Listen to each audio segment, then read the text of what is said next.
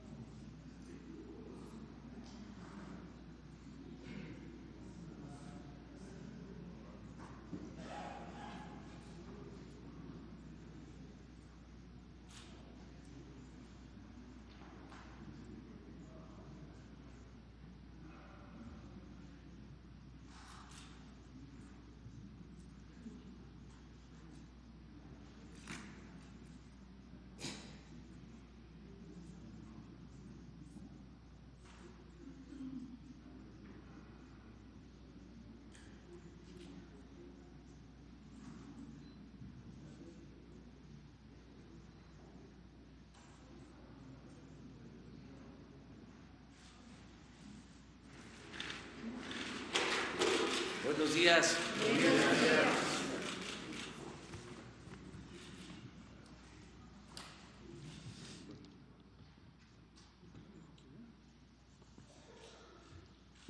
Falta Graciela. Bueno, vamos a informar, como acordamos, sobre el avance en el proceso de aprobación del tratado. Es un asunto que corresponde al Congreso de Estados Unidos, de Canadá. Como se sabe, ya nosotros terminamos esa etapa, ya se cumplió. Fue aprobado por el Congreso de México el tratado y está en análisis y en revisión en el Congreso de Estados Unidos, aun cuando se trata de un asunto que corresponde definir con libertad al Congreso estadounidense, y somos respetuosos de la soberanía del gobierno y del pueblo estadounidense. Hay una participación respetuosa de nuestra parte por el interés que significa el que se pueda lograr la aprobación de este acuerdo, muy importante para México, también consideramos muy importante para Canadá y para Estados Unidos. Es un buen acuerdo para los tres países y por eso queremos informar al pueblo de México sobre cómo va este proceso. Está con nosotros Marcelo Ebrard, secretario de Relaciones Exteriores, Graciela Márquez, secretaria de Economía, y Jesús Seade, que es el representante del Gobierno de México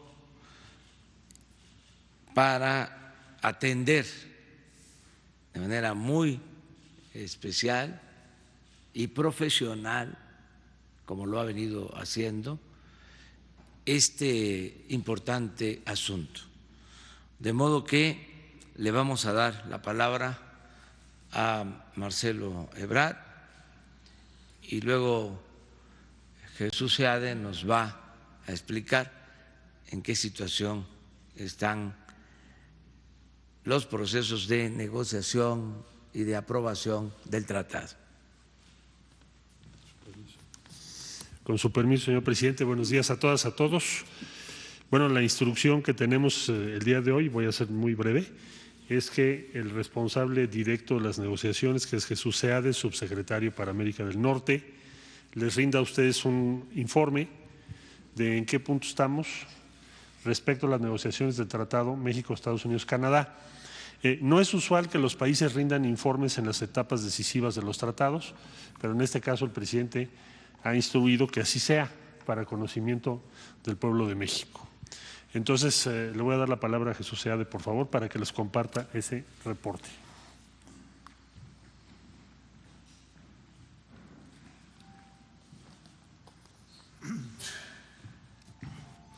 Muchas gracias, canciller. Muchas gracias, señor presidente. Muchas gracias a todos los miembros de la prensa, amigos, amigas que están aquí presentes. Desde el inicio de este gobierno y el encargo que se nos confió del proceso de ratificación del TEMEC, hemos echado mano de los instrumentos al alcance de la Secretaría de Relaciones Exteriores para dicho fin. En la reunión de embajadores y cónsules anual, que ustedes saben que tiene lugar a principios de enero cada año, la de este año, en enero pasado, delineamos una amplia estrategia de cabildeo que ha sido el marco rector de toda una serie de acciones que hemos llevado distintos miembros de los equipos, coordinación con otras secretarías, otras agencias. Este marco de cabildeo involucra en particular a todos los consulados, la red más de lejos, más numerosa de consulados que cualquier país tenga en otro, y embajadas en Estados Unidos y Canadá, así como colaboración con el sector privado, orquestando un sistemático acercamiento a legisladores y gobernantes de Estados Unidos y de Canadá, pero sobre todo Estados Unidos, donde ha habido muchas discusiones, como ustedes saben, así como con think tanks, centros de estudios, grupos empresariales, académicos, medios de comunicación y la comunidad de mexicanos en el exterior, que han jugado un papel muy importante también. Nuestros 50 consulados en Estados Unidos, una fuerte operación montada por el sector privado, nuestra muy activa embajadora en Washington y todo su equipo en la embajada, y un servidor. Hemos estado, muy en particular, contactando repetidas veces a todos los principales actores públicos y privados, mostrando con datos y argumentos la importancia del comercio libre con México y el valor del TEMEC para ambos países.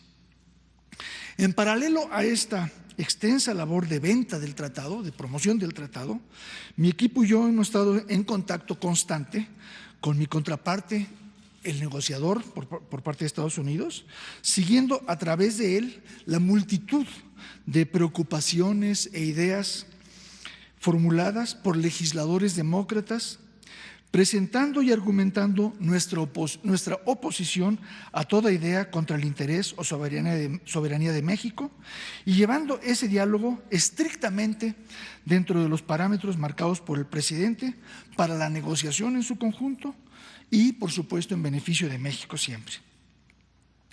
Al lado de las cuestiones ligadas al tratado en sí, hace algunas semanas surgieron otras preocupaciones entre congresistas y líderes sindicales de Estados Unidos sobre si México estaba comprometiendo suficientes recursos para llevar a cabo la ambiciosa reforma laboral aprobada por nuestra legislatura en abril y mayo. Para aclarar estas cuestiones, visitó México una alta delegación del Congreso de Estados Unidos, encabezada por el presidente del Comité de Medios y Procedimientos de la Cámara Baja de Estados Unidos, el Ways and Means Committee en inglés, señor Richard Neal. Es el comité más importante del Congreso en general y ciertamente para nosotros, la primera instancia que debe aprobar. Esa visita y una carta de seguimiento enviada por el presidente a su visitante disiparon las dudas en cuanto al tamaño del esfuerzo de México. En esa carta, el presidente indica los fondos importantes que propone y que en años sucesivos propondría al Congreso para cubrir plenamente las necesidades de la reforma laboral.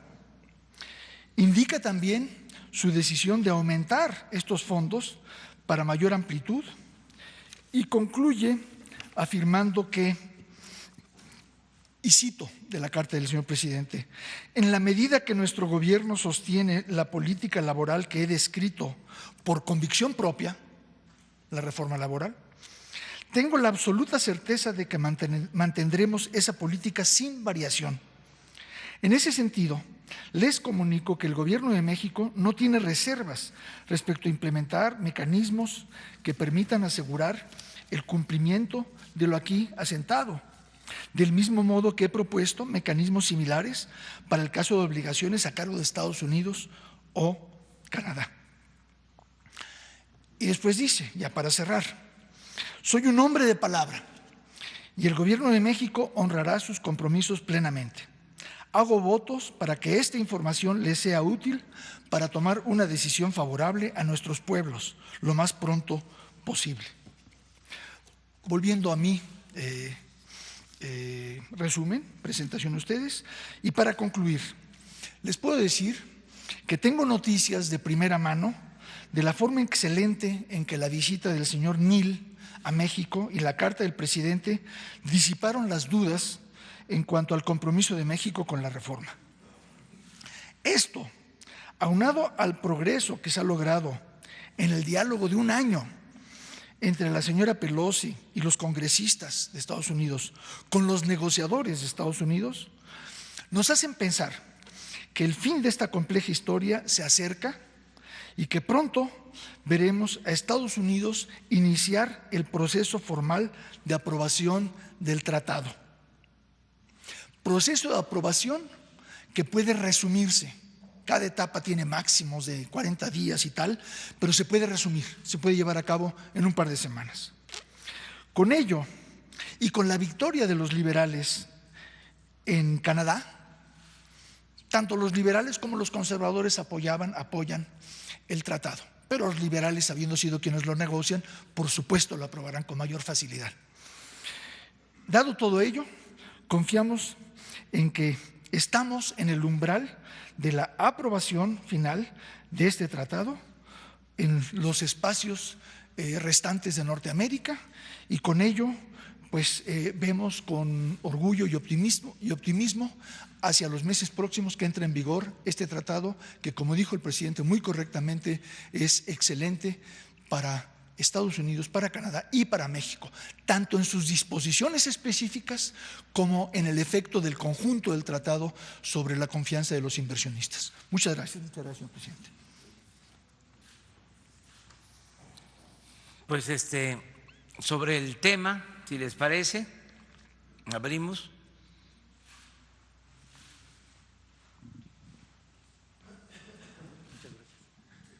Buenos días, señor presidente, señor canciller, señora secretaria. Buenos días.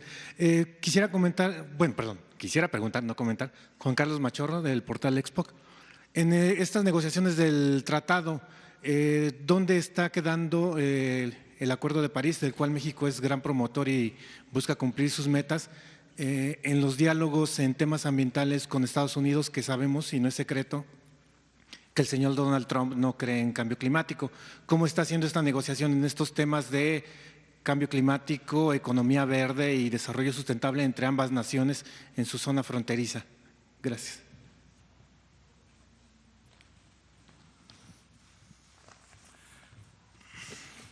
Este tratado es un paso adelante muy importante en todos los frentes que toca, entre ellos medio ambiente.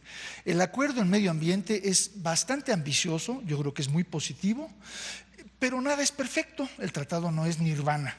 Y debo decirle con toda claridad que el aspecto de cambio climático, dadas las percepciones y las opiniones del gobierno de Estados Unidos, nunca fue incluido en el tratado, nunca se logró su entrada desde el año entero y fracción, 14 meses que estuvo en negociación con el secretario Guajardo del gobierno anterior.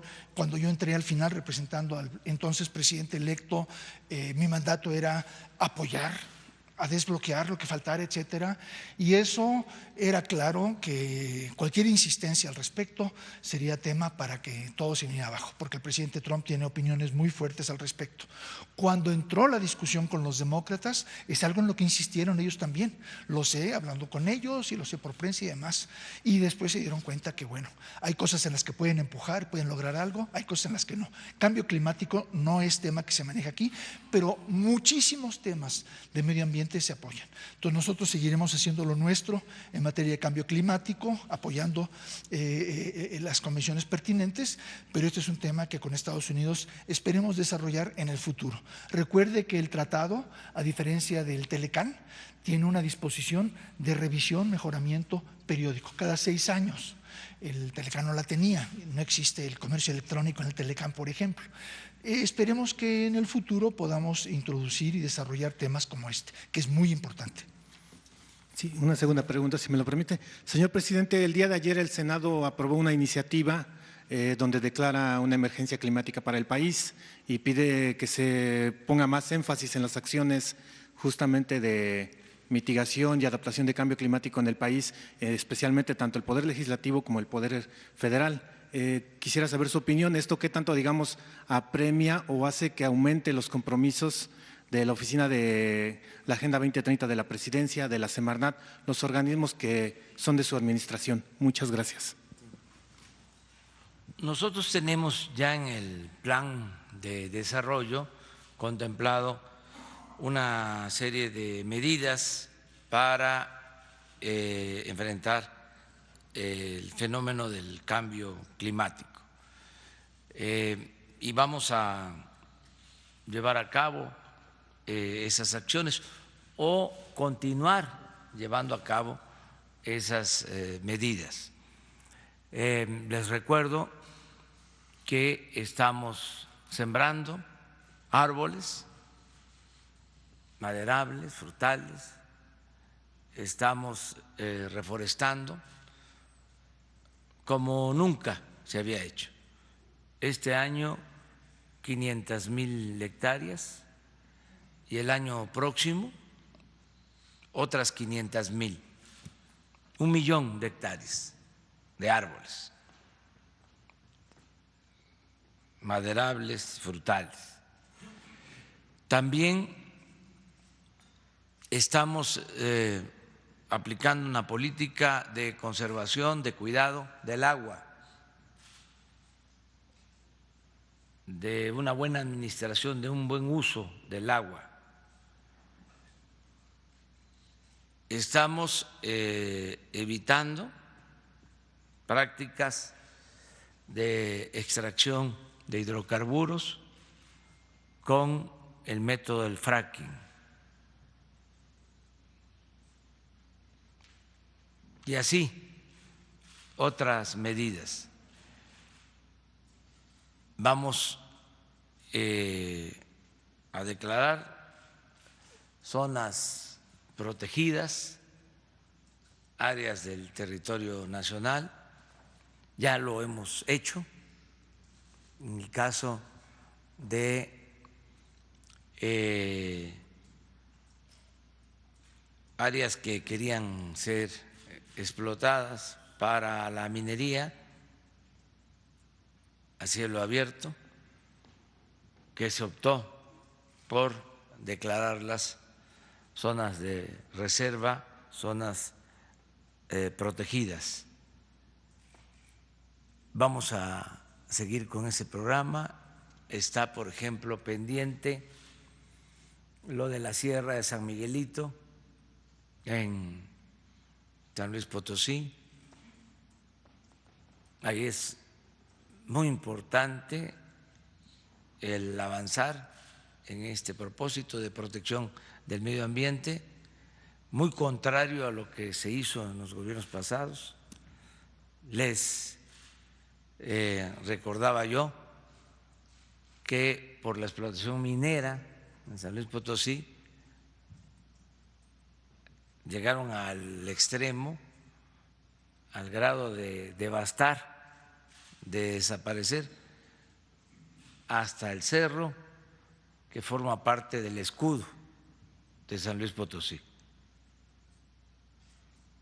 Y nadie decía nada. Ahora, por el contrario, ya no se permiten esas atrocidades, ya no se permite la destrucción del territorio. Lo mismo se va a hacer en Querétaro, donde no había ninguna limitante y crecía la mancha urbana sobre las áreas verdes. Aquí en la Ciudad de México lo mismo, se tiene que proteger toda la zona de bosques, de Tlalpan.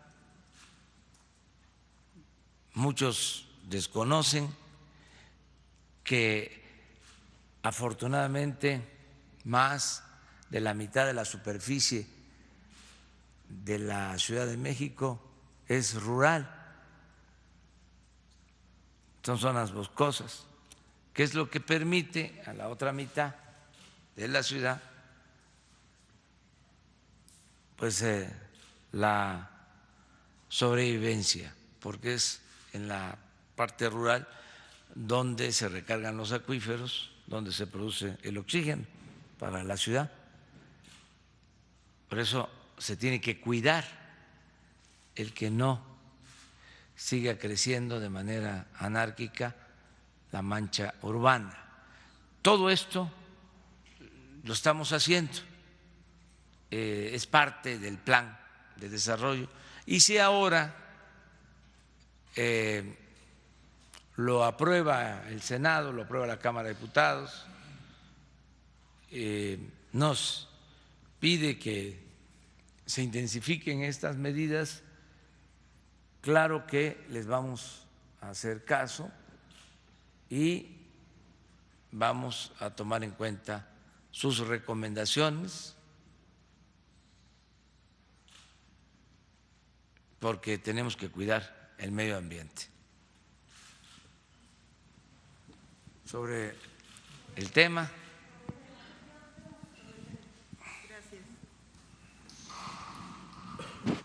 Buenos días, señor presidente. Al señor Seade, si me hace favor, señor Seade, Nancy Rodríguez de Oro Sólido, en una breve conversación que tuvimos en el Senado cuando usted compareció, le pregunté acerca del tema de transferencia de tecnología Usted me comentó que no lo habían llevado a cabo en la negociación. Quisiera preguntarle cómo quedó, dado la importancia de este tema, ¿no? Y por otra parte, al canciller, si me permite, Marcelo Ebrard, fíjese que nos han contactado una asociación de refugiados en Estados Unidos, en Canadá. Y al igual que el señor senador ahora, Napoleón Gómez Urrutia, bueno, están allá en algunos términos similares, ¿no? Entonces, querían saber si habrá alguna comisión especial porque ellos pues quieren regresar a su país. Esas serían mis dos preguntas. Gracias, presidente. Pues le confirmo lo dicho antes, que el tema de transferencia de tecnología es un tema de cooperación, es un tema operativo, no un tema normativo como tal. No se han creado obligaciones, que es básicamente lo que es un tratado comercial, es un intercambio de derechos y obligaciones, pero sí tenemos el marco para cooperar. Y todo el área de medio ambiente, en buena medida, mucho de lo que prevé es, igual que otras áreas, pero es en particular temas de cooperación, desarrollo conjunto, trabajos conjuntos en la frontera, por ejemplo, y en todo esto, pues la transferencia de tecnología será un tema importante, pero no como temas del tratado con obligaciones. Señor canciller. Bueno, sí, con mucho gusto. Si es caso, por lo que entiendo, de refugiados que sufrieron persecución política en gobiernos anteriores, pues sería conocer los casos. No hay persecución en México hoy, entonces es relativamente sencillo. Hay que ver cuáles son los delitos de los que están acusados, si es el caso. Deme por favor la información y nos abocamos. Mire, quedó pendiente, pero esto es para lo general. Vamos a terminar el tema. Sí, Esteban Durán quedó pendiente. Buenos días, presidente, buenos días, subsecretario. Primero, para usted, subsecretario Seade, una pregunta. Está diciendo que en los próximos meses, siendo muy optimista, tiene exactamente algún mes de cuándo entrará en vigor el tratado. Y si me permiten, tengo otra pregunta también para el canciller acerca de la reunión que tuvieron el lunes con los funcionarios estadounidenses. Se trató el tema de tráfico ilegal de armas. Queremos saber qué se planteó y qué se logró con los estadounidenses, y también si trataron el tema de Culiacán. Gracias.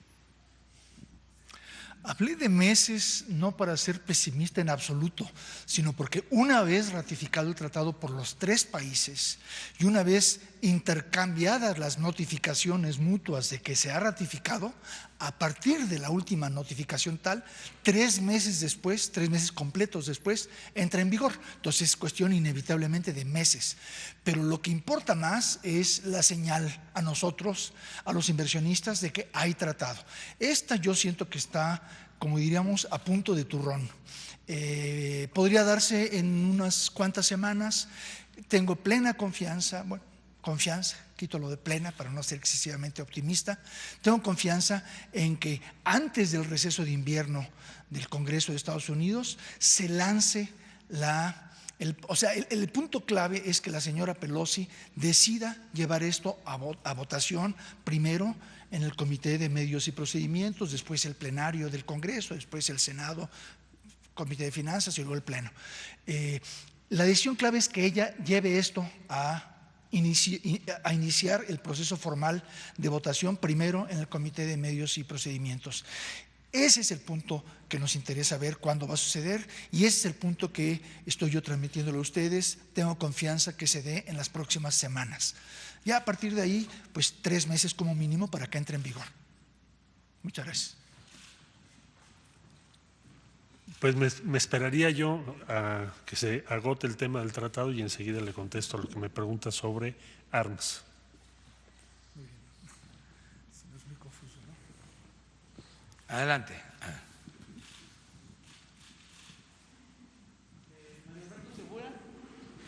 Del Sol del Sur, Tamaulipas. El tratado comercial nos apura, pero también hay otros países como China, otros que están interesados en invertir en México. Esto de alguna manera no hace que fuera más rápido esto con Estados Unidos. ¿Y qué ánimo existe en Estados Unidos, más que en Canadá, en Estados Unidos, de firmar este tratado, de cerrarlo ya, cuando ve que el tema de la inseguridad persiste en el país? Con mucho gusto. Bueno, sin duda, México tiene el mayor interés de diversificar sus nexos comerciales y de inversión. Me permito tomar la palabra de la secretaria Márquez, que ha dicho eso repetidas veces, y el gobierno en su totalidad. Es en gran medida la agenda de México para el resto de este gobierno, de este sexenio. Hay que sacar primero este tratado, que es muy importante, es el grueso de nuestro comercio.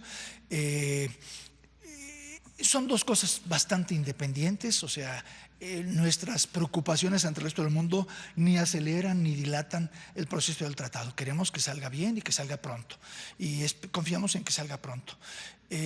Básicamente eso es lo que yo le estaría diciendo. En cuanto al resto del mundo, pues sí, hay que mirar hacia Europa, hacia China, hacia Sudamérica, ya se está haciendo y habrá que hacerlo más. Muchas gracias. Pero quedó pendiente lo de la seguridad. Bueno, sí, perdón, el tema de la seguridad hasta ahora no ha incidido. Hay gente que, bueno, por supuesto es un tema que preocupa en Estados Unidos, como nos preocupa en México. Se han hecho comentarios, pero yo no los he sentido que sean muy específicamente presentes en la discusión del TEMEC. Ni ese ni el otro tema político importante, que es el del juicio político del presidente Trump, sin juzgar sus méritos o deméritos, pero el tema como tal no ha perjudicado la marcha hacia adelante del tratado. Quizás lo contrario, que dado que existen esas incertidumbres en el aire político de Estados Unidos, ambos partidos quieren en el terreno comercial moverse hacia adelante y dar seguridad al pueblo de Estados Unidos y a los tres países. Entonces yo siento que eso no está dañando. Gracias, presidente. Adelante. Buenos días, Mara Rivera de Enfoque Noticias. Si ya no es complicado el escenario para la ratificación o la aprobación del TEMEC, yo quisiera preguntarle si está previsto, por ejemplo, o descartado también al mismo tiempo esta posibilidad de que si no se diera en este periodo, en este tiempo que considera de semanas, ¿qué hacer con esta posibilidad o este fantasma de que las inversiones se puedan ver ahuyentadas, que pueda esto repercutir en la confianza de la misma economía? Esto pues un poco pegado a la posibilidad de que en el cuarto trimestre no le vaya muy bien a la economía. Se está hablando pues de una recesión técnica o de por lo pronto no tener magros resultados económicos. Y también preguntar si este asunto en el Senado de la aprobación de los topes a los salarios caídos, que se elevaron prácticamente a lo doble, de 12 a 24 meses, y también las tasas de interés. ¿Esto no inhibe un poco lo del asunto de la reforma laboral? ¿Preocupa por lo menos aquí al sector empresarial, que pueda inhibir la creación de empleos, esto aprobado aquí en el Senado? ¿No afecta a la reforma laboral, que también preocupaba a Estados Unidos? Y también si para asuntos generales, presidente, quisiera preguntarle sobre este asunto de que la Secretaría de la Función Pública pues prácticamente reveló que existen 12 denuncias contra 10 superdelegados en el momento de asuntos generales. No, bueno, el tema de los salarios no veo yo que afecte. De hecho, quiero recordarle que cuando se aprobó la ley, la reforma laboral, al poco tiempo de aprobada, la Coparmex emitió un comunicado oficial afirmando que en la opinión de ellos el salario mínimo debería ser incrementado en 300%, o sea, multiplicado por 3 en los próximos 3 años. A mí me pareció pues una fantástica expresión de consenso nacional, de que los salarios reprimidos que hemos tenido han sido dañinos para el país, porque no solamente son injustos, no solamente dañan la economía y el bienestar de los trabajadores y con ello de toda la población de ingresos medios y más bajos, sino que también privan de recursos compra al grueso de la población y por lo tanto han incidido como factor que muchos diríamos es el más importante en el poco crecimiento que ha tenido la economía, no obstante ser los hijos favoritos del Fondo Monetario y mucha estabilidad económica, pero sin poder de compra no se crece, y si no se crece no se va a ningún lado. Entonces todo eso pasa por una corrección de los salarios reprimidos, la reforma laboral es a lo que va, los aumentos en los salarios mínimos es a lo que va, y yo estoy seguro que hay un consenso nacional de que es a donde hay que ir. En los pleitos, en los juicios, bueno. Cuando hay despidos, entonces elevarlo al doble, dicen que esto puede afectar la planta laboral. Bueno, sin duda, un componente de una auténtica reforma laboral es la creación o el crecimiento, porque ya existen en México, el crecimiento, la expansión de los sindicatos auténticos, los sindicatos libres, los procesos auténticos de negociación, y esos procesos pues a veces llevarán a aumentos importantes en los salarios. En un sentido muy micro, pues ninguna empresa gana si el salario aumenta en esa empresa, pero en conjunto la economía gana, y eso es lo que los empresarios están entendiendo.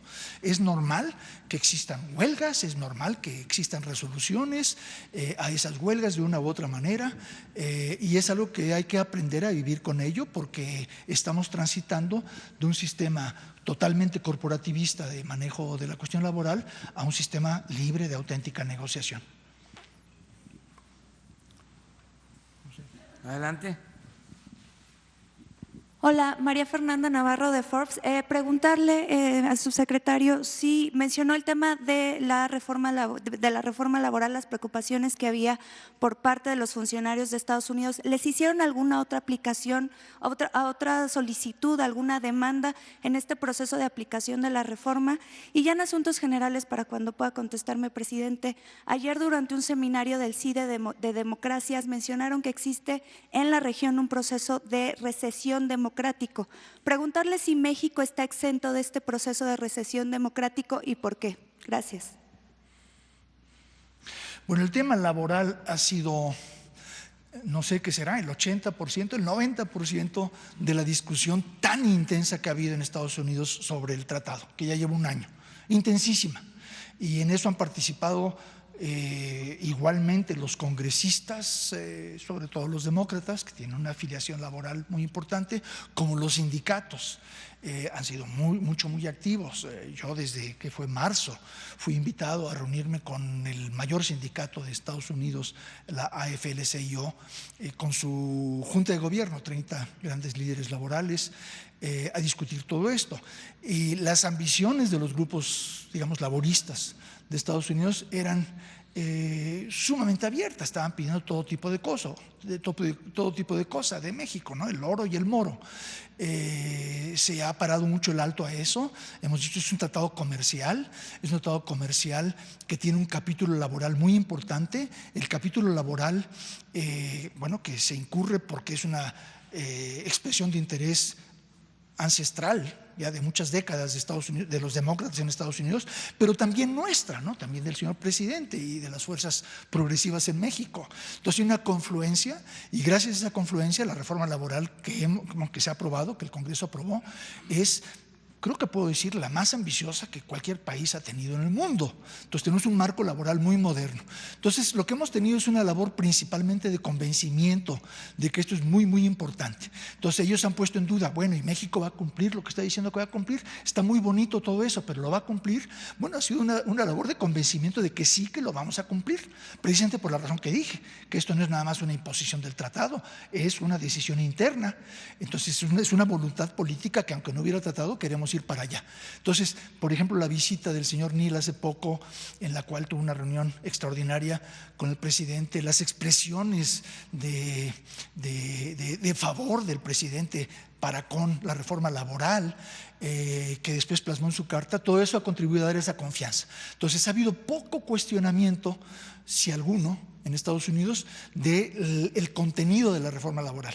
La discusión ha sido principalmente el si México la va a llevar a cabo o no. Entonces es una labor de convencimiento en muchas formas, y yo creo que estamos llegando lo suficientemente lejos para que ya digamos, bueno, ya entendámonos y pasemos la página. Muy bien. Pues una más sobre el tema. y ya.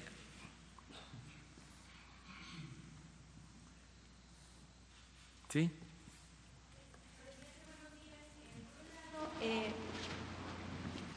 Preguntarle sobre este tema del tratado, pues con todos, digamos, estos avances y que ya pues se vislumbra que en breve se puede aprobar. ¿Cómo se siente si esto podría pues funcionar y ayudar a la cuarta transformación que usted encabeza? Y en otro tema me gustaría preguntarle, a principios de esta semana hubo un operativo aquí en la Ciudad de México, hubo alrededor de 30 detenidos por parte de la delincuencia organizada. Sin embargo, ayer se da a conocer que alrededor de 27 son liberados y el juez que llevaba este caso pues está ligado a Dolores Padierna. Por un lado, comentarle que dentro de este operativo también estuvo participando, además de la Secretaría de Seguridad Ciudadana, también estuvo participando la Marina. Preguntarle por un lado qué información le dio la Secretaría de Marina y qué opina pues de que primero se capturan a estos presuntos delincuentes y después se liberan. En este operativo que duró bastantes horas se encontraron además de droga, todo tipo de armamento, incluso narcotúneles. Muchas gracias. El apoyo a la cuarta transformación usted lo maneja mejor que yo, ¿no? ¿Quiere que yo diga algo? Miren, es muy importante lo de la aprobación del tratado y reitero, va a ayudar, es algo bueno tanto para Canadá, Estados Unidos y México. Se trata de fortalecer la integración económica entre los tres países. El caso nuestro es un elemento importante para lograr que haya desarrollo en México, no solo crecimiento económico. Hemos hablado de nuestra estrategia para impulsar la economía, para crear empleos, para que haya bienestar. Hemos insistido mucho en 4 acciones: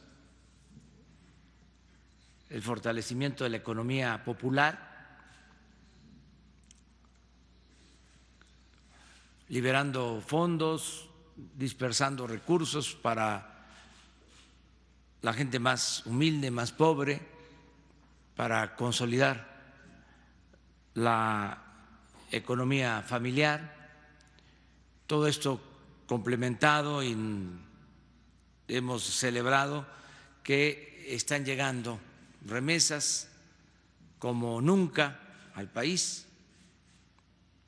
Todo esto está ayudando mucho a fortalecer la economía desde abajo, la economía de la gente.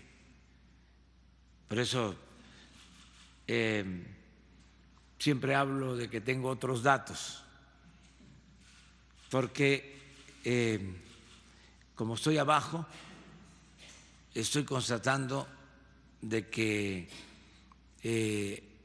hay reactivación económica, la gente tiene capacidad para comprar lo básico y en algunos casos lo no básico.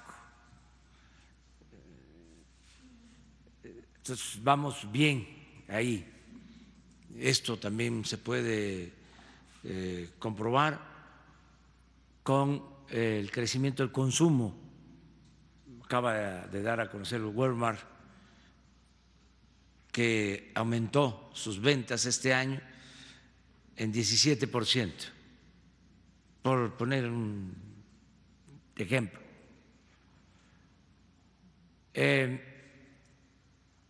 Lo segundo es el impulso a proyectos estratégicos que se están llevando a cabo. Ya empezamos a construir el aeropuerto de Santa Lucía, ya empezaron los trabajos en el Istmo para construir todo este corredor importante de comercio, de creación de empleos, porque se van a instalar fábricas, ensambladoras. Ya estamos produciendo más petróleo, ya se detuvo la caída en la producción de petróleo, se estabilizó, está creciendo la producción, estamos refinando más crudo, están produciendo más las refinerías. Antes de que termine este año vamos a licitar la construcción del Tren Maya. Eso va, lleva tiempo, pero va caminando de acuerdo al programa y hemos estado sorteando pues obstáculos, en el caso del aeropuerto, los amparos, pero vamos caminando. Lo tercero es el acuerdo con la iniciativa privada nacional para que haya más inversiones, sobre todo en infraestructura. Ellos mandaron a hacer y ellos pagaron estudios para la elaboración de proyectos, más de 1000 proyectos de infraestructura. Y estamos ya hablando, ya hay una comisión conjunta, sector público, sector privado, para la definición de esos proyectos y el inicio de esas actividades. Eso es lo tercero. Y por último, algo que es muy importante, que ha estado funcionando bien, es la llegada de inversión extranjera y el comercio exterior. Esto ha estado desenvolviéndose de buena forma. La inversión extranjera está llegando como nunca.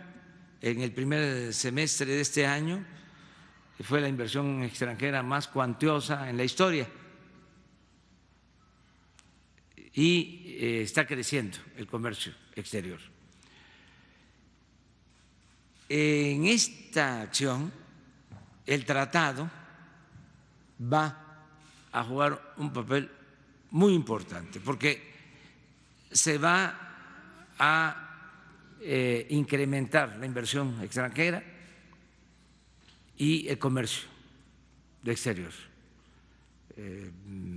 México es una opción, es una alternativa de inversión en el mundo. Hay reacomodos que se están dando en la economía mundial por razones comerciales y se coincide de que México está llamado a ser un sitio especial para la inversión. Entonces, el tratado va a reafirmar esa creencia, esa idea que existe a nivel mundial sobre el papel de México. En vez de estar pensando en invertir en otras partes, se está pensando en invertir en México y sigue llegando inversión extranjera y se siguen creando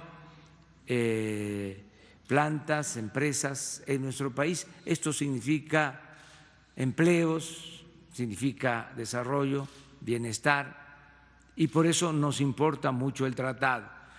Pero no solo va a ser importante para México, es importante para Canadá, repito, y para Estados Unidos, para toda la región. Entonces, por eso la importancia del tratado. Esa es la idea.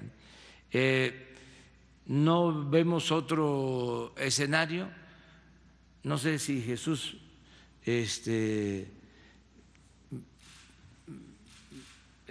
tenga alguna reflexión sobre la posibilidad remota de que no se aprobara el tratado. ¿Cómo no?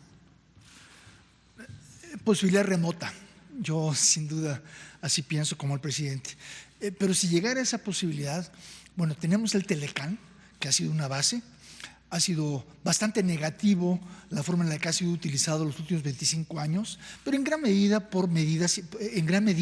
debido a políticas internas, ¿no? En particular la represión salarial, que yo considero que es de la mayor importancia, pero el continuar con el Telecán unos años, lo que fuera, con políticas como las que está siguiendo el actual gobierno, con la Cuarta Transformación, me parece perfectamente aceptable. Ahora, ¿qué seguridad tenemos de que continúe el Telecán? Bueno, si no hubiera el nuevo tratado como resultado de un encono entre Estados Unidos y México, que no nos logramos poner de acuerdo, yo no dudo que podría darse allá en Estados Unidos un consenso de cuestionar si el Telecán debería continuar o no. Fueron las amenazas que escuchamos al principio, etcétera. Pero no es el caso. No es el caso. Si llegara a no haber tratado es porque no se logran entender los dos principales partidos políticos de Estados Unidos, ambos considerando que México ha sido un socio positivo, que ha negociado de buena fe. Entonces yo no veo la menor base política en Estados Unidos para que echaran a andar un proceso de cancelación del Telecán. Base política. Y base jurídica, pues tampoco, porque es algo muy, muy complicado. No es tan fácil como decidir que ya. Tendría que haber básicamente un consenso entre el Congreso y el Ejecutivo, es decir, entre los demócratas y los republicanos. Yo creo que ese consenso para salirse del tratado sería 100 veces más remoto que el consenso para cerrar el tratado nuevo. Entonces yo pienso que tenemos tratado de una u otra manera sin la menor duda. Gracias, señor presidente. Bueno, si les parece, ahí cerramos o sobre lo mismo, ya abrimos. Muy bien. Miren, vamos a empezar con Esteban y luego la pregunta que le hicieron. Gracias, presidente. Esteban Durán, de Diario Basto, Grupo Cantón. ¿Cuál es el blindaje que se ha brindado en materia de corrupción? Porque parece ser que ya se están haciendo negocios allí en las obras del Santa Lucía con el nuevo aeropuerto. Se menciona que hay 2 capitanes que empiezan a vender ya proyectos que están a cargo de la Dirección General de Materiales de Guerra y que ya están pues haciendo negocito. Inclusive se menciona que adquirieron ya departamentos de lujo, vehículos y que están haciendo pues viajes gastando excesivamente cuando su sueldo es de 43,000 pesos mensuales. Esa es mi primera pregunta. Y la segunda es pues que persiste la preocupación en el sector calzado, en la que se prometió que iba a haber una revisión. Ya viene esta revisión en noviembre, en la que prácticamente los aranceles podrían bajar en las importaciones para los países asiáticos, y esto pues generaría obviamente el desempleo y el cierre de empresas en este sector. Esa es una gran preocupación. No ha habido alguna respuesta alguna y los industriales del calzado pues sí están efectivamente bastante preocupados. Bueno, acerca de lo primero, no hay ninguna denuncia, al contrario, yo puedo asegurar de que el general Vallejo, encargado de la construcción del aeropuerto de Santa Lucía, y su equipo son oficiales destacadísimos del Ejército y caracterizados por su honestidad. De todas formas, si hubiese alguna denuncia, se atiende. Lo que va a haber,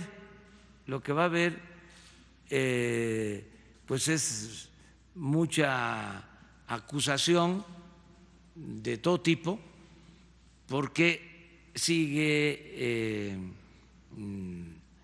vigente el encono, la oposición a que se construya el aeropuerto, a mancharnos, a tirar lodo. ¿Sí? Es un poco la actitud del conservadurismo, de sus medios y de los que estaban mal acostumbrados al régimen corrupto. Y ahora esto ya cambió.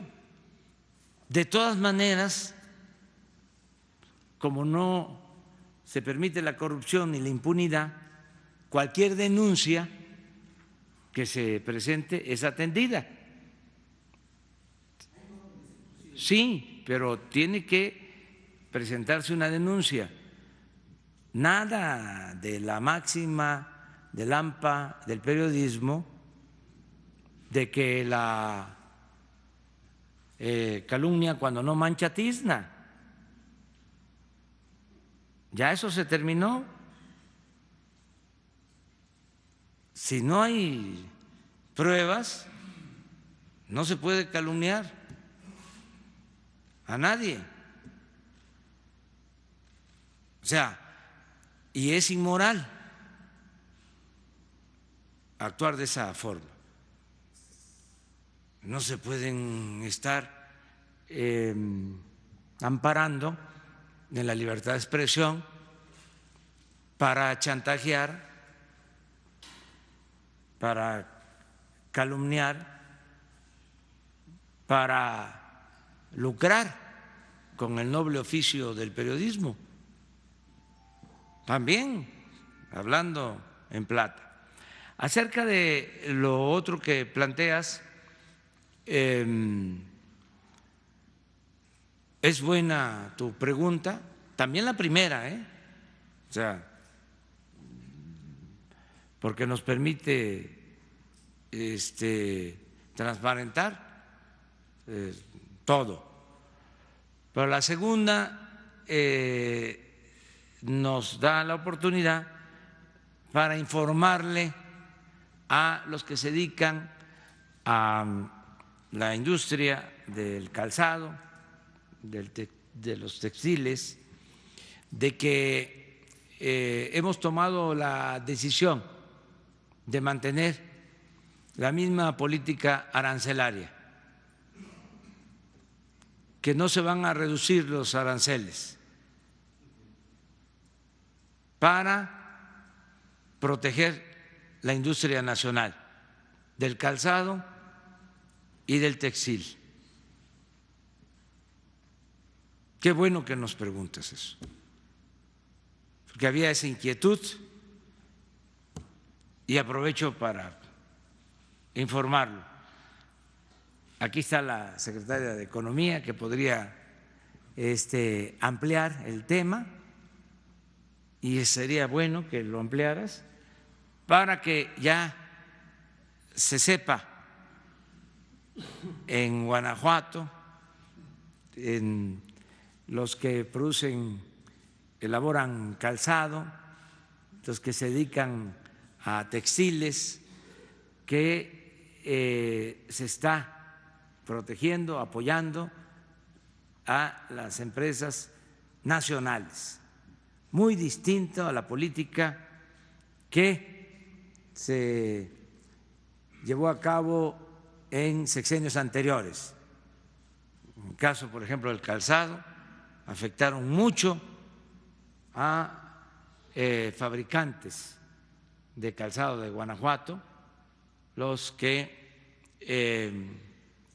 se dedican en talleres a elaborar calzados.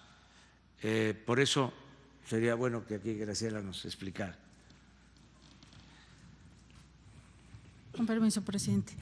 Efectivamente, como ha anunciado el presidente, está próximo a vencerse el decreto que renovamos y en una política que hemos establecido en acuerdo con el señor presidente de dar certidumbre de largo plazo a los industriales, decidimos hacer una propuesta que abarcara todo el sexenio. En lugar de tener renovaciones cada 6 meses y cada 6 meses generar incertidumbre si el arancel iba a permanecer en su mismo nivel o iba a reducirse, hicimos una política, hicimos una propuesta para todo el sexenio. De manera que la propuesta que ayer fue aprobado en el organismo que lo aprueba antes de convertirse en decreto, denominada COSEX, donde participa la Secretaría de Economía, donde participa Banco de México y otras instituciones, lo que hicimos fue, va a haber ahora un decreto que va a cubrir de noviembre de 2019 al 31 de agosto de 2024, que es la fecha en la que termina este sexenio. Esto, además de dar la certidumbre de largo plazo y no tener las negociaciones, también hicimos, por cierto, lo mismo en el caso del acero. Esto da certidumbre, pero además en el caso de textil, confección y calzado, decidimos, después de una negociación, de estudiar los números, de ver cuáles son los efectos de la entrada en vigor de nuevos tratados, de la política de créditos, pero sobre todo con la intención de apoyar a una industria que está enfocada en el mercado interno, decidimos dejar los aranceles en su mismo nivel. Entonces, el nivel que se estableció en febrero pasado de este año, se mantiene y se mantiene hasta el 31 de agosto de 2024. El decreto todavía no está listo porque estamos en el proceso, se sigue un proceso de la aprobación de COSEX, después se firma el decreto por parte de la titular de Economía, el titular de la Secretaría de Hacienda, pasa a Consejería Jurídica y finalmente se publica en Diario Oficial. Pero todo este proceso estará listo antes de que venza el plazo del decreto anterior. Muchas gracias. Bueno, es una buena noticia para las empresas nacionales y es una clara separación de la anterior política. A ver, vamos a… Aplica a calzado y textil confección. Cobijas, siguen vendiendo textiles de otros países mucho más barato. O sea, en textiles está desprotegido totalmente porque están vendiendo productos extranjeros mucho más baratos y han tenido que cerrar empresas. Hablo directamente, eso es en Tlaxcala. Los textiles están cerrando empresas. Sí. Mire, le cuento que hay una política integral. Esta parte solamente se refería a textiles. En la parte de lo que corresponde a la protección arancelaria, esta es la política. Tenemos otra política en la que trabajamos en una mesa con el SAT y con aduanas para el ingreso de mercancía. El ingreso de mercancía del extranjero, en el caso de textiles, tiene 2 vías. De aquellos países con los que tenemos un tratado comercial y que entran libre de arancel, y los países con los que no tenemos un tratado comercial y entran con este arancel que hemos mantenido.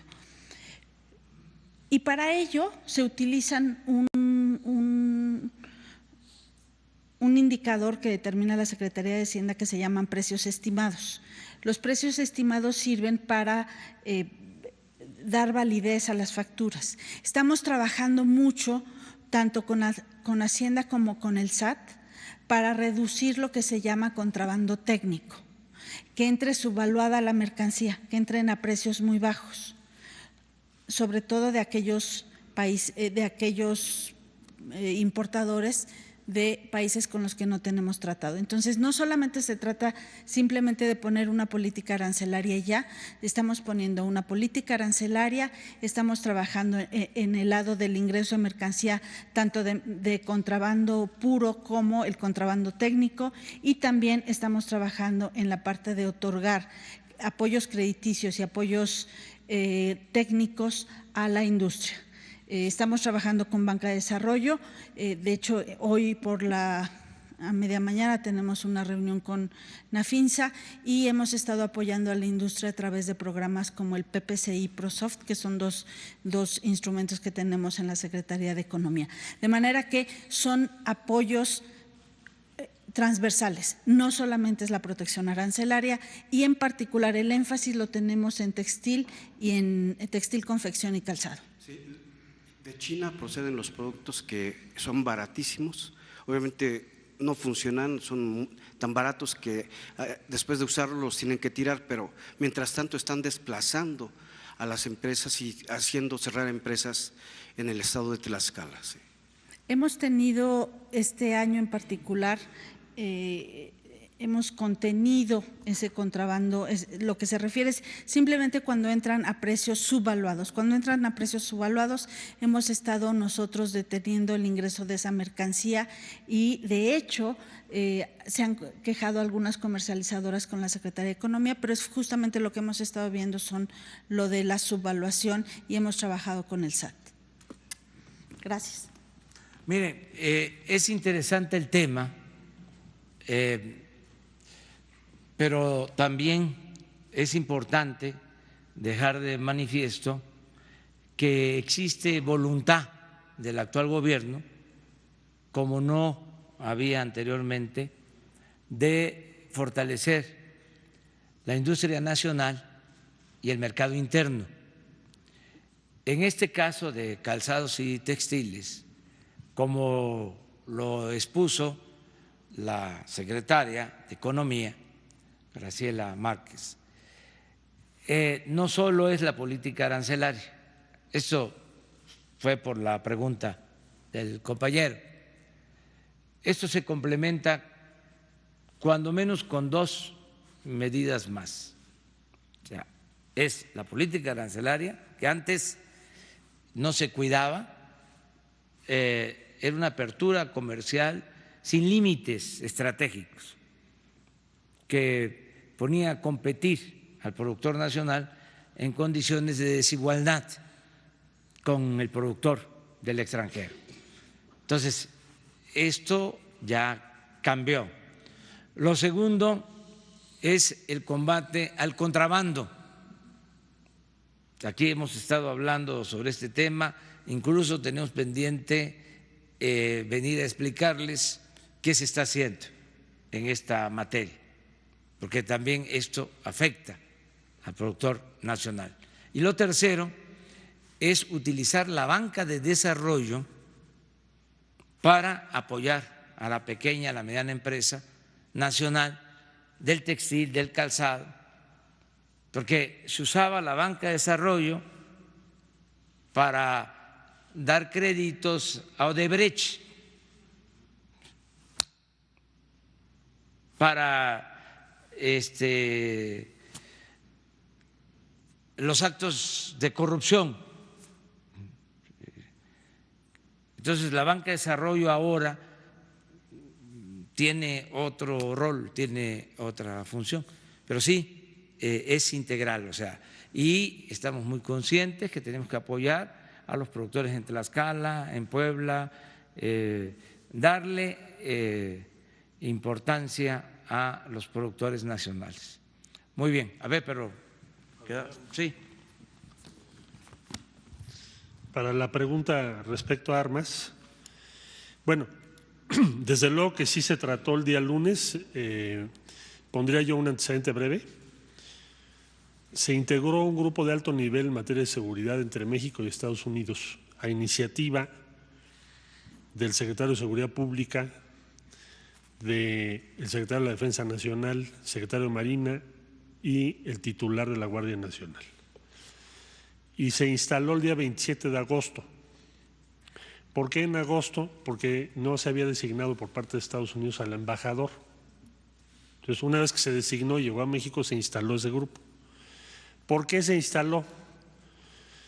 Porque se presentó por parte del Gabinete de Seguridad, en particular, especialmente por parte del secretario Durazo, un documento con relación a la estrategia de seguridad México-Estados Unidos, diciendo, bueno, México tiene sus preguntas y sus propuestas y queremos ponerlas sobre la mesa con Estados Unidos y por lo tanto tener un grupo de alto nivel porque están los titulares.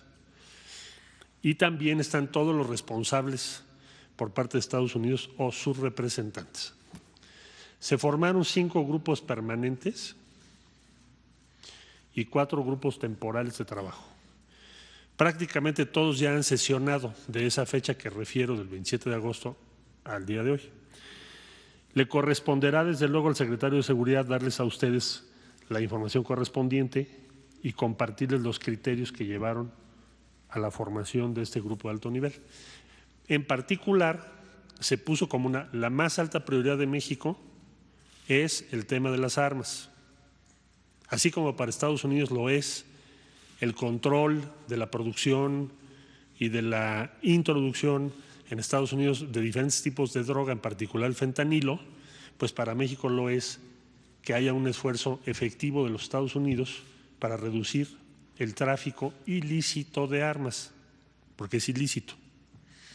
Bueno, se formó ese grupo de trabajo, lo preside, lo dirige la Secretaría de Seguridad. La función de la Cancillería ha sido acompañar ese planteamiento que es justo, es esencial y es algo que debemos procurar en bien de México. Y el día lunes se convocó una reunión extraordinaria al embajador y a todo su personal, a la Secretaría de Seguridad, para decirle de la urgencia de que Estados Unidos tome las medidas que México ha planteado en la zona fronteriza, en lo que a ellos les corresponde. Normalmente las reuniones con Estados Unidos es de qué se hace en México. La reunión del lunes fue ¿qué van a hacer ustedes en Estados Unidos? De todas las reuniones de seguridad que yo he estado, es la primera vez que oigo eso. Y se presentó por parte de la Secretaría de Seguridad también el catálogo de armas, no solo por lo que hace Culiacán, sino en lo que llevamos del año, provenientes de los Estados Unidos. Desgraciadamente muchas de esas armas pues, se pueden comprar legalmente en Estados Unidos, pero algunas no, algunas son muy especiales. Bueno, eso fue el día lunes. Entonces, lo que sabemos perfectamente bien es que en la semana entrante la Secretaría de Seguridad va a compartir con ustedes dicho catálogo, las medidas que se han planteado Estados Unidos y las medidas que la Secretaría de Seguridad está coordinando en México, tanto con aduanas como con otras instancias. ¿Cuál es el objetivo estratégico? El tráfico ilícito de armas determina la capacidad de fuego del adversario de las instituciones responsables de la seguridad pública en México y por lo tanto es la contribución más importante que Estados Unidos puede hacer. La contribución más importante no es el que a México se le den armas o helicópteros, sino que se frene el tráfico de armas que acabamos de ver, pues está tremendo, son armas de altísimo poder. Eso es lo que está planteando México en síntesis. Se hizo el lunes, semana entrante, por lo que sabemos, Gabinete de Seguridad, las autoridades y la coordinación de ese grupo que está a cargo de la Secretaría de Seguridad les va a dar los detalles del catálogo que ha planteado México, qué está haciendo México y qué se demanda que haga Estados Unidos. En ese contexto va a seguir la iniciativa Mérida. Analizando. Ese es otro grupo, pero para México el tema no es la iniciativa. La iniciativa Mérida es un programa de asistencia financiero, pero no es el tema. Lo que está planteando México hoy, el gobierno del presidente López Obrador, es el control de las armas que vienen de México. Eso es mucho más importante que todo lo que contenga la iniciativa Mérida. ¿Y habría alguna posibilidad de que cabildearan en Estados Unidos la prohibición de armas de asalto? Nosotros no creo que podamos y no deberíamos, no nos conviene hacer depender de un cambio de la legislación en otro país la demanda que estamos haciendo, pero yo te remitiría a lo siguiente para terminar este tema. Tenemos una convención interamericana que, por cierto, firmó el presidente Clinton, no ha sido ratificada por el Congreso de Estados Unidos, pero sí firmó el presidente Clinton en su momento, sobre el tráfico ilícito de armas y explosivos. Entonces, de lo que se trata aquí es de impedir el tráfico ilícito. ¿Qué quiere decir esto? En México es ilegal, como en casi la mayor parte de los países de América Latina y Caribe, el comercio de este tipo de armas. Entonces, lo que le estamos pidiendo a Estados Unidos es que en la línea fronteriza, así como nosotros revisamos lo que sale, y tenemos toda la voluntad de hacerlo, que ellos hagan lo mismo con lo que mandan para este lado. Ese es el asunto. Entonces, la semana entrante, la Secretaría de Seguridad, por instrucciones del señor presidente, les va a compartir esta información en detalle. Muchas gracias. Adelante, ahora sí. A ver. Bueno, del operativo que tú preguntaste, sí tenemos la información, se está revisando el caso. En efecto, hubo esta detención y se liberó a la mayoría de los detenidos. Existe la versión de que se integraron mal los expedientes, las carpetas de investigación que no correspondían a los hechos y que por eso el juez tomó la decisión de dejarlos en libertad. Vamos a indagar bien, tener todos los elementos y les vamos a informar. Creo que lo va a hacer tanto el gobierno de la ciudad como la Fiscalía General. Desde luego, sí, así lo determina, porque es una institución autónoma, independiente. No podemos nosotros decirles y tampoco al gobierno de la ciudad, pero sí considero que lo amerita el caso, que se tiene que informar bien sobre este asunto. Sí, eso yo no lo pondría como lo más relevante. Aquí lo importante es ver cuáles fueron los argumentos que se utilizaron para dejar en libertad a estas personas. Lo demás tiene que ver, con todo respeto, con otro tipo de consideraciones. Pero aquí tenemos que ser muy profesionales, es decir, a ver, ¿qué fue realmente lo que sucedió? Para no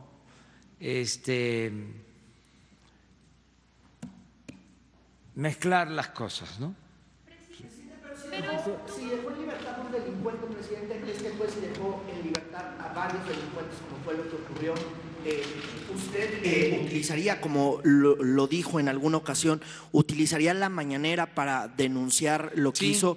Y también preguntarle si entablaría algún diálogo con alguna autoridad del Poder Judicial para que revisara, pues ahora sí que esta determinación del juez de estar liberando, pues literalmente a miembros de la Unión de Tepito, y pareciera, de acuerdo a lo que ya ha dicho Omar García Hartuch, que es el titular de la Policía Capitalina, pues que tenían todos los hilos para que los pudieran mantener en prisión o por lo menos abrirles una carpeta de investigación, y al final fueron liberados. Eso es lo que dice el titular de la Policía Capitalina. En todo esto tenemos que actuar con mucha responsabilidad, esperar. Yo lo que les solicitaría es de que esperáramos el informe del gobierno de la ciudad, en su caso el informe de la Fiscalía y también del juez. No nos precipitemos. Si hay una actuación indebida,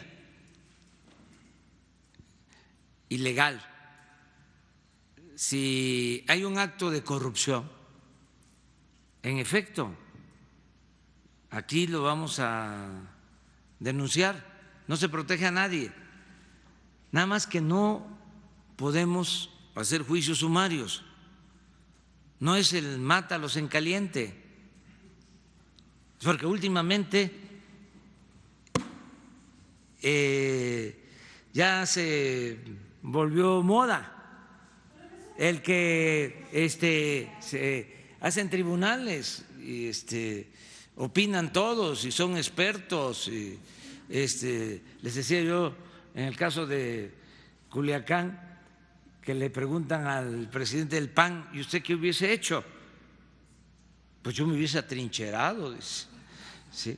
O sea, y a sangre y fuego, porque sale esa mentalidad autoritaria en efecto, mátalos en caliente,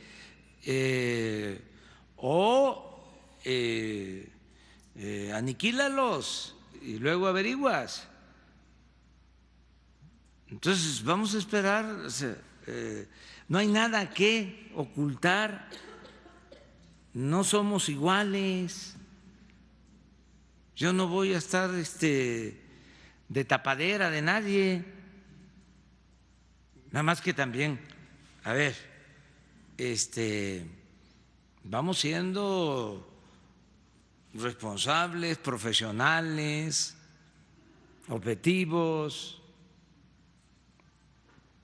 como debe ser la política y como tiene que ser el periodismo. Pero no hace falta más efectividad en los ministerios públicos. Pues hay que ver todavía cómo se dieron las cosas, conocer opinión de las partes. Yo tengo una información que me dieron en la mañana, hoy, sobre este caso, y se acordó que vamos a indagar más para no juzgar a la ligera.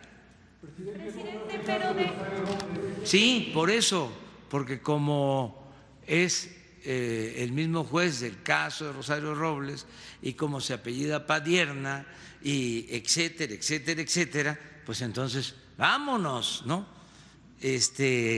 Por la fácil, por encimita, por lo superficial, por el escándalo, por lo amarillo, por la nota roja. Entonces ya no es así. Autoridades capitalinas destacaron que este operativo había sido muy importante. Sí, para poder enfrentar mucho importante, pero esa es la opinión de la autoridad capitalina. Hay que tener también la otra opinión y que conste que le tenemos toda la confianza a la jefa de gobierno, que es una gente honesta y que respetamos mucho. De todas maneras, no podemos a la primera sentenciar. Es muy importante esta rueda de prensa. Si aquí hacemos un señalamiento,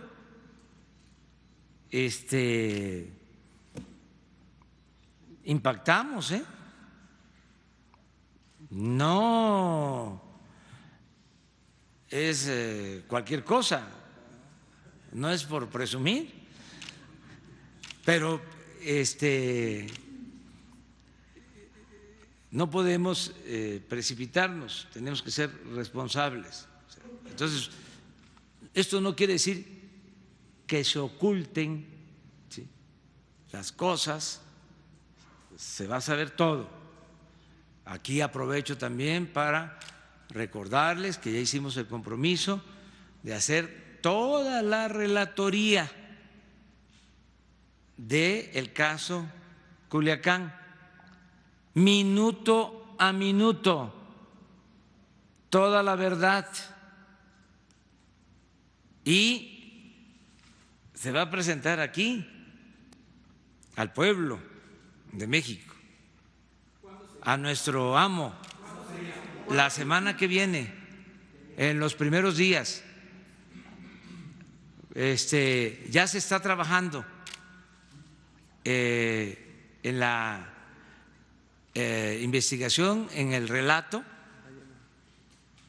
pero queremos que sea exhaustivo, porque es nuestra responsabilidad. Transparencia completa, no ocultar absolutamente nada, decir toda la verdad. Entonces, nada más déjennos, ya hicimos ese compromiso, la semana próxima, no el fin de semana, también, los primeros días de la semana próxima, esto es martes, miércoles, vamos a estar presentándoles aquí todo el informe. Para el caso de Tepochica en Iguala Guerrero, en todo, también, igual. Sobre el operativo de Tepito, continuando, a ver. Gracias, Alfonso Bárcenas de Cadena Raza.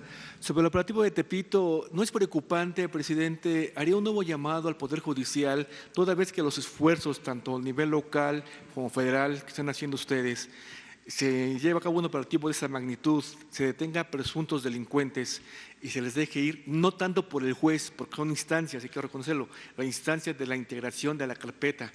Esas lagunas jurídicas que deja el Ministerio Público no es preocupante, presidente, porque esa carpeta se consigna ante un juez. Sin embargo, el juez y obviamente la defensa de descargo va a llevar aquí, va a ver precisamente el expediente, lo va a estudiar y va a ver ahí lagunas jurídicas que son donde lamentablemente la defensa se agarra para poder llevar a cabo ese tipo de liberaciones. ¿No es preocupante que los ministerios públicos no estén todavía capacitados o no estén cooperando con el poder local como el federal? Presidente, gracias. Sí, claro que sí. Es una deficiencia o una excusa que viene de tiempo atrás. Deficiencia en cuanto a que en los hechos la realidad se integran mal los expedientes y esto da motivo a que los jueces puedan decir está mal integrada, no son pruebas suficientes, hay contradicciones y libertad. Lo otro es usar eso como excusa cuando hay corrupción.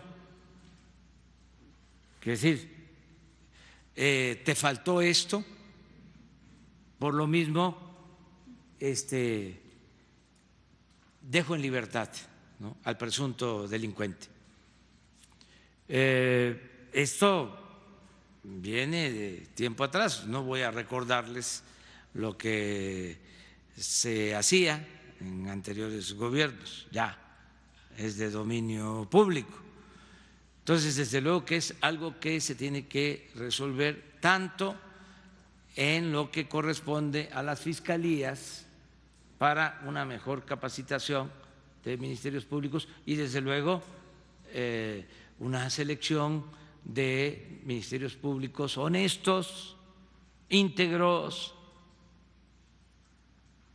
y lo mismo en el caso de el Poder Judicial, de jueces, de magistrados, bueno, hasta ministros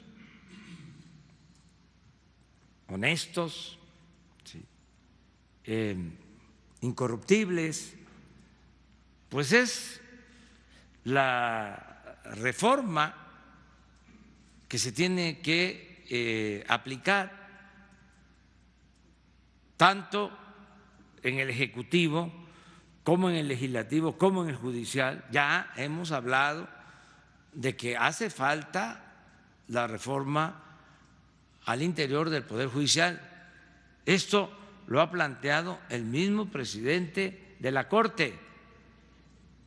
Y yo creo que hay de parte del ministro Saldívar esa intención sincera. Inclusive se está discutiendo el tema sobre la reforma al Poder Judicial, lo planteó el Poder Legislativo. Yo soy partidario de que la reforma se lleve a cabo en el mismo Poder Judicial, que no sea a partir de una reforma constitucional en donde el Ejecutivo decida, como se hizo en gobiernos anteriores, el qué hacer en el Poder Judicial, sino que surja la renovación del Poder Judicial al interior de ese poder, como un poder autónomo, como un poder independiente. Este es un asunto, estamos conscientes de eso. Son también cuestiones de criterio, ¿sí? Si un juez ve que no está integrada una averiguación, no está bien sustentada, pero que hay indicios de que se trata de un presunto delincuente porque hubo un decomiso de armas, porque hubo decomiso de drogas. Entonces, si está mal, podrían, con criterio, decir, repongan el procedimiento. Tendría que haber ese criterio, sí. Pero hay que ver cada caso, ¿no? Entonces, sí estamos muy conscientes. Aquí lo importante es de que no vamos a tolerar la impunidad y vamos a llamar a las cosas por su nombre, sin prejuzgar, nada más. Eso es lo único. O sea, en este asunto yo creo que ya para mañana hay más información, y si se cometió una infracción, si no se actuó adecuadamente, pues se tiene que proceder de conformidad con la ley. Eso es lo que yo opino, pues, en este caso. A ver.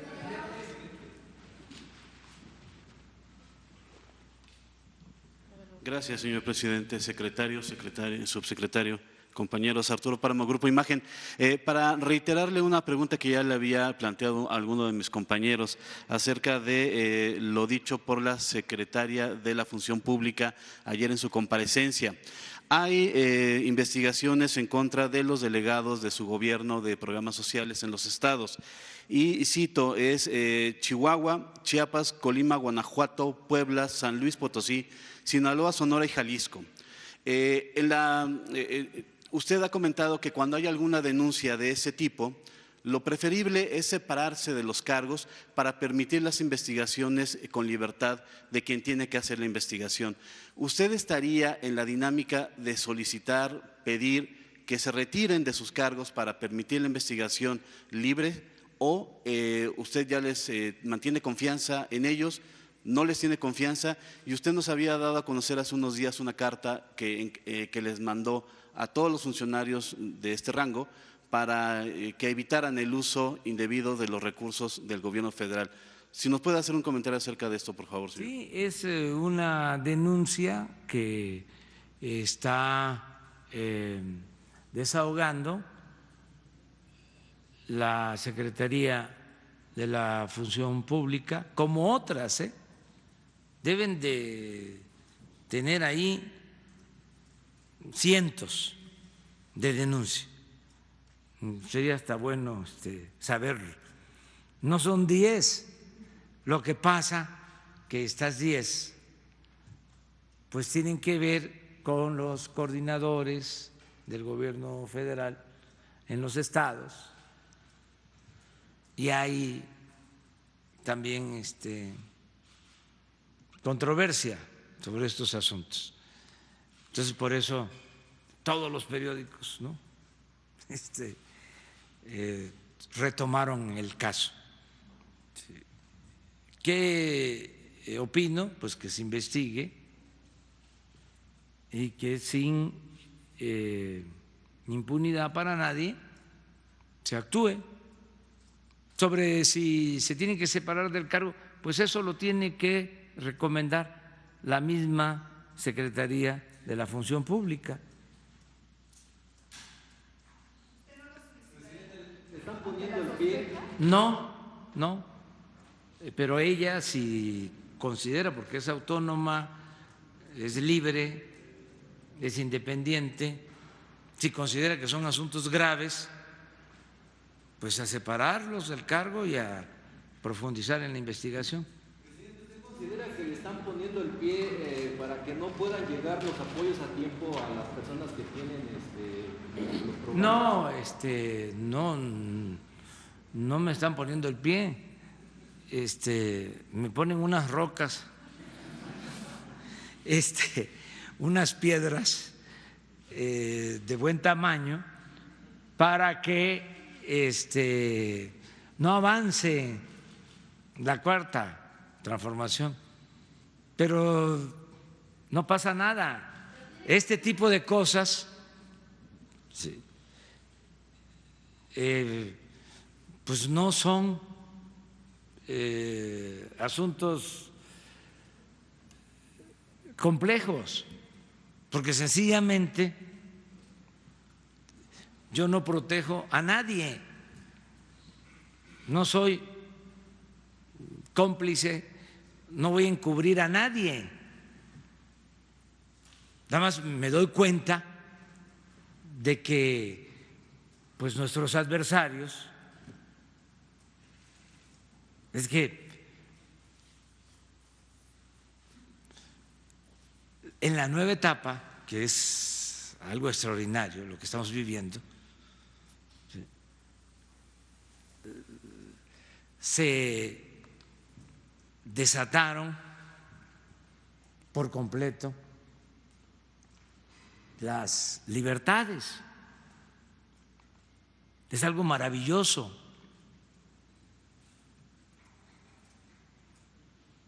Extraordinario. Estamos viviendo una etapa de plena libertad. Imagínense esto. ¿Cuándo se había visto? Nunca. Entonces, se expresa todo, pero pues no hay ningún problema. A ver si no está la carta ahí. Sirve hasta para ir afianzando la decisión de cambio para que cuando, y toco madera, regresen,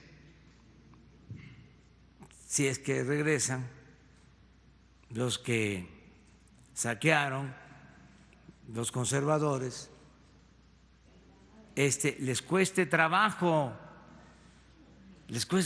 dar marcha atrás. Va a tener el próximo presidente conservador que estar aquí en la mañana contestándoles preguntas. Entonces, por eso es muy importante lo que estamos viviendo. Presidente, pero... Entonces, miren, ahí está. A ver, préstame el micrófono. Como es sabido, nosotros llegamos al gobierno luego de un largo periodo de lucha que llevamos a cabo muchos mexicanos, mujeres y hombres, para derrotar por la vía pacífica y electoral al régimen autoritario y corrupto que predominaba en nuestro país. En los tiempos como opositores enfrentamos y padecimos fraudes electorales. ¿O no es cierto? Cometidos desde el poder. Es decir, sufrimos la injerencia del gobierno y el uso de recursos públicos para favorecer a candidatos y partidos. De modo que nosotros, por ningún motivo,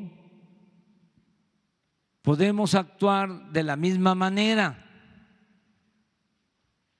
Eso es lo que se les olvidó a los que llegaron con la bandera del cambio en el 2000. No es congruente, moral ni legal, mantener estas deleznables prácticas políticas. Nada de partido de Estado. ¿Qué hicieron los que llegaron en el 2000 después de crear expectativas de cambio? Pues lo mismo,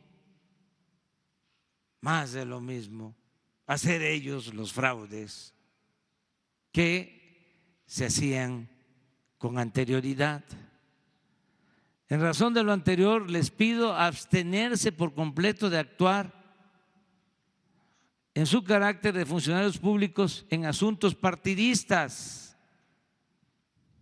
También está prohibido utilizar bienes, imágenes, programas sociales o cualquier otro recurso público que deben destinarse sin ninguna distinción, que les recuerdo que hasta hace poco los apoyos se entregaban solo a los que pertenecían al partido en el gobierno.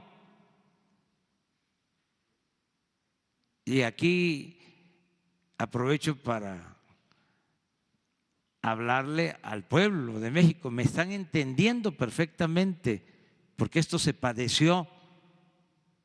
Y puede ser que arriba en la llamada clase política o en la sociedad civil no se sepa de esto o no le den importancia, pero la mayoría del pueblo sabe cómo era, cómo se hacía a un lado al que en una comunidad pertenecía a la oposición. No le llegaba ni siquiera a la despensa, ni siquiera el frijol con gorgojo, nada, absolutamente. Y todo tiene que destinarse para los ciudadanos, sin distinción, es beneficio para todos.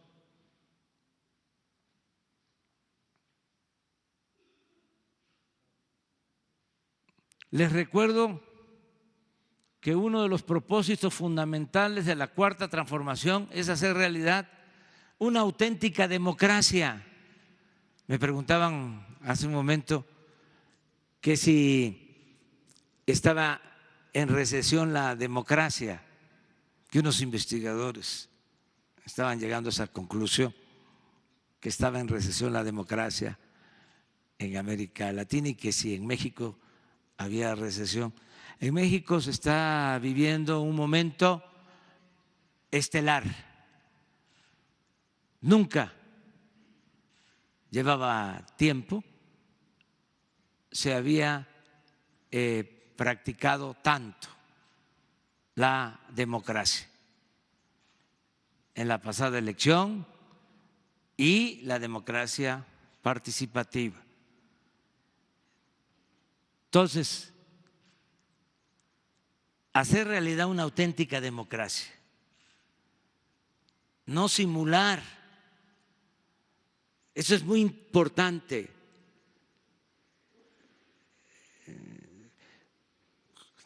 Prácticamente no ha habido democracia en nuestro país en la historia de México. ¿Qué fue el siglo XIX después de la independencia?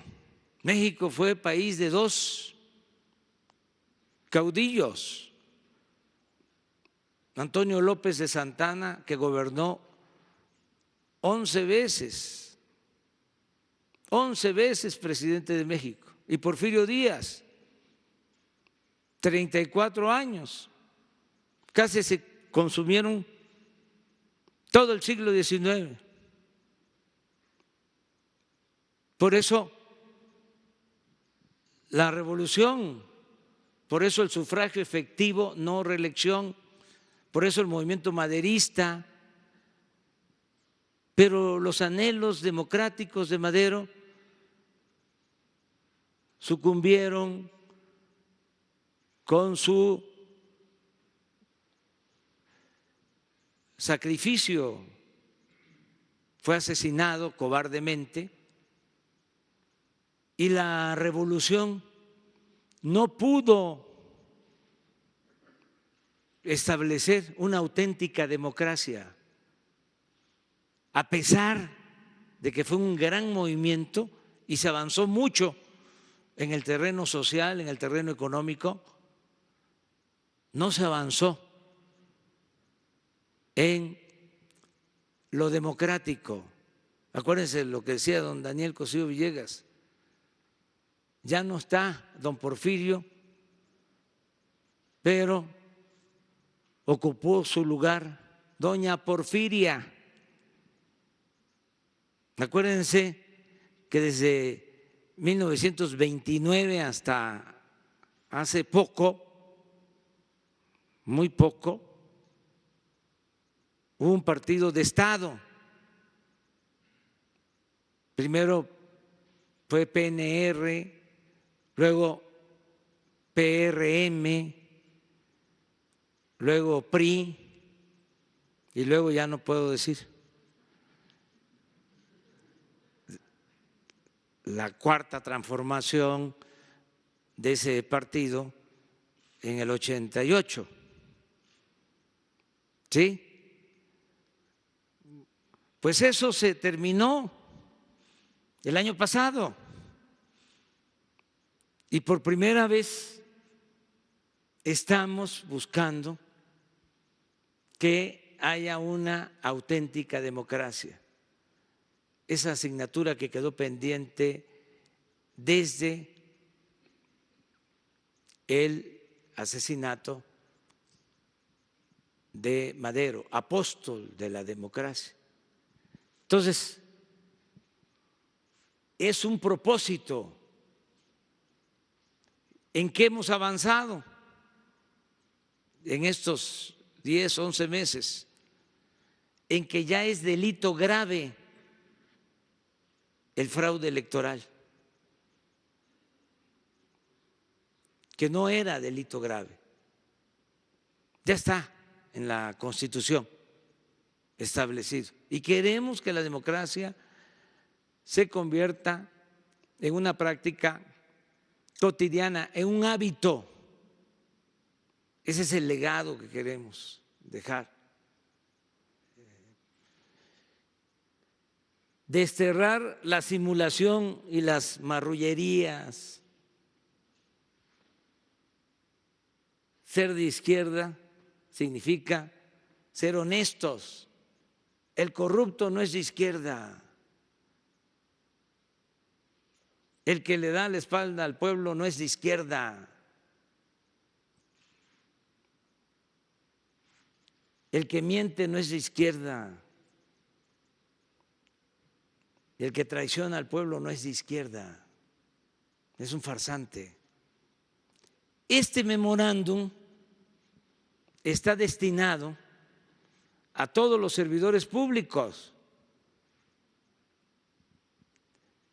Si esos coordinadores están infringiendo estos principios y hay elementos, pues desde luego que van a ser castigados. Lo único que calienta es que nos quieran comparar con nuestros adversarios, con los conservadores, con los que ya no. Ya voy, con los que ya no están en el gobierno. Y ya que le están apurando, antes de que le apuren, segunda pregunta. En la Cámara de Senadores está en discusión una legalización del consumo de marihuana. Hay un dictamen que ya se generó y hay varias propuestas entre ellos, lo que le comentaba yo hace unos días aquí también, la generación de una entidad para regular la siembra, la producción y el consumo, la venta de la marihuana. Tendría como nombre, de acuerdo con la propuesta en el Senado, del Instituto Mexicano de la Cannabis. Uno de los temas también que incluye es la siembra legal en 600 municipios del país de la marihuana, lugares, municipios donde antes, donde se tiene detectado por parte de antes la Procuraduría o la Fiscalía General que se siembra marihuana. Esto ya está muy avanzado y quiero saber si la política de usted, de su gobierno, va empatada con todo este proceso que se está llevando a cabo en las dos cámaras donde el tema se está debatiendo. Hay desacuerdos, pero va avanzando. Si usted conoce de esto y qué tan avanzado estaría este proceso. Mire, nosotros tenemos una estrategia de seguridad para garantizar la paz, la tranquilidad. Ya lo he explicado mucho. Entonces no quiero que me saquen de contexto cualquier declaración al respecto. Mejor les digo que por ahora estoy más pendiente, porque todavía estaban deliberando sobre la aprobación de la ley de ingresos. ¿Ya la aprobaron? Ah, bueno. Entonces es que no sabía. Entonces eso es lo que ahora me tenía más atento a lo que están haciendo en el Congreso. Lo de la ley de ingresos y luego el presupuesto. ¿Sí? Y ahora que hablemos sobre lo de Culiacán, se tiene que contextualizar, ¿sí? Y se va a retomar la política de seguridad. Pero, ¿qué es lo que suscribo al respecto? Además que no lo voy a repetir, pero le autorizo para que lo ponga, sí, lo cite. Lo que ya está en el Plan Nacional de Desarrollo en esta materia. Eso es lo que yo sostengo. Porque ahí está tratado. Y ya me tengo que ir, vamos a una gira, están invitados, vamos a Sonora, estamos visitando las regiones indígenas de México, vamos a estar con mayos, seris, guarijíos y con los yaquis. El lunes, y que la pasen muy bien el fin de semana. Adiós, adiós.